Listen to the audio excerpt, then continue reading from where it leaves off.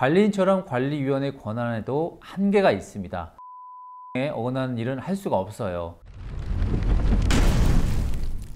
안녕하세요. 집합건물분쟁연구소의 한재범 변호사입니다. 오늘은 집합건물관리위원회에 대해서 알아보려고 합니다. 집합건물에 관심이 있으신 분들은 관리위원회라는 말을 한 번쯤은 들어보셨을 거예요. 그런데 정작 관리위원이 무슨 일을 하는지 또 어떤 권한을 가지고 있는지 아는 분은 많지가 않더라고요. 그래서 오늘은 집합건물관리위원회 권한과 책임에 대해서 빠르게 한번 알아보겠습니다. 자, 먼저 관리위원회는 관리인의 사무집행을 감독을 하고 집합건물의 관리에 관한 중요한 사항을 결정하는 의사결정 기구입니다. 말이 좀 어렵죠? 쉽게 얘기해서 우리 건물을 어떻게 관리할지 결정하는 작은 국회와 같은 거죠. 관리위원회는 국회, 관리인은 대통령, 쉽게 이렇게 이해해도 좋을 것 같아요. 관리위원회는 필수 기관은 아닙니다. 하지만 많은 집합건물에서 효율적인 관리를 위해서 관리위원회를 두려고 합니다. 관리위원회가 가진 권한을 한번 간단하게 살펴볼게요. 우선 관리인의 선임 및 해임에 관한 권한입니다. 관리위원회는 규약의 규정이 있으면 건물을 실제로 관리하는 관리인을 뽑거나 또 해임할 수가 있어요.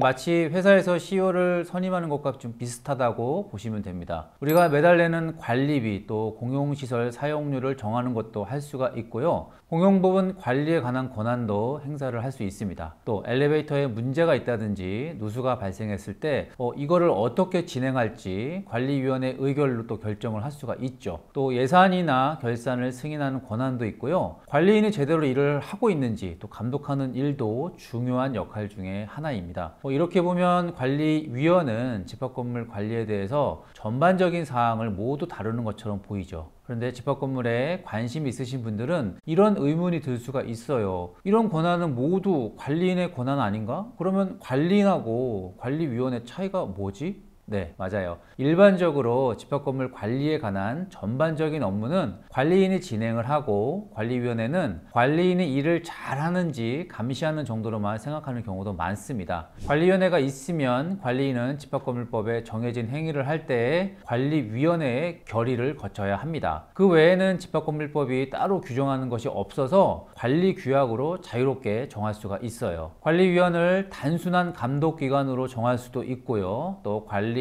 파트너로 함께 업무를 수행하고 의결하도록 규정할 수도 있죠. 물론 아무리 민주적인 절차를 거친다 하더라도 관리인처럼 관리위원회 권한에도 한계가 있습니다. 우선 집합건물의 강행 규정에 어긋나는 일은 할 수가 없어요. 공용부분을 변경하는 행위나 관리단 사무를 전부 위임하는 행위, 또 이익 충돌하는 행위 같은 이런 것들은 할 수가 없죠. 자주 문제되는 걸 한번 예를 들면 관리위원회 의결을 거쳤지만 주차장을 증축한다든지 복도 변경 공사를 한다든지 이런 변경 행위는 할 수가 없고요. 또 특정 구분 소유자에게 혜택을 이렇게 몰아주는 행위도 할 수가 없습니다. 네, 자, 오늘은 관리위원회의 권한에 대해서 간단하게 살펴봤죠. 이 영상이 조금이나마 도움이 되셨기를 바라겠습니다. 다음에는 더 유익한 주제로 찾아뵙겠습니다. 감사합니다.